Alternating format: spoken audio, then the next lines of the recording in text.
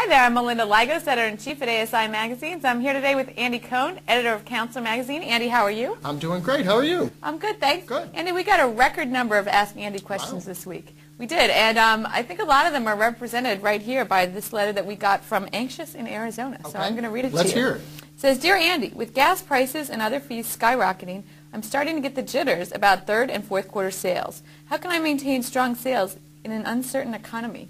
Now, Andy, I think this is the concerns of a few distributors out there, am I correct? For sure. In our State of the Industry survey, we ask a question that has distributors responding about their outlook on the industry, their what they give as health ratings to the industry. Right. And for the first time in 6 years, that number went down. It actually, for distributors, went down 4.5%. This survey was taken at the beginning of the year, gauging outlooks for all of 2008. Right. And there was definitely a concern out there of, how people were going to grow their business. So it was a thought on many people's minds.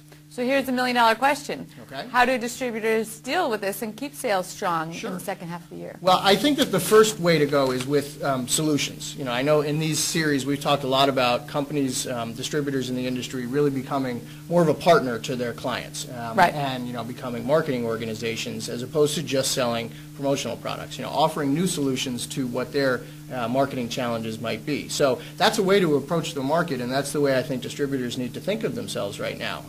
We had one story in our State of the Industry issue of a distributor that increased their business 30% last year, and it was all because they changed their approach, went to clients a little bit differently, started offering services like website design and fulfillment and other things that they could offer that, if a client was going bad in their own business, still was depending on this company for services outside of just promotional products. Sure. I think that distributor even said, the clients who are just ordering hats and things may drop a little bit, Absolutely. but the Right. clients who need a branding, new branding or some kind of marketing solution are ramping up actually. Absolutely. Another way that distributors are attacking this market is they're seeking out new product lines to pitch. Many are looking towards the green area. We've talked a lot about that. But there's some good margins in that because prices are a little bit higher. Right. So the green, eco-friendly product trend is certainly expanding. Many clients are getting more interested in that, and that could be a way to get into clients today that might not be looking at the traditional type stuff. Sure. And if you promote yourself as kind of a specialist in that area, right. all the better. Absolutely. Any other tips you have?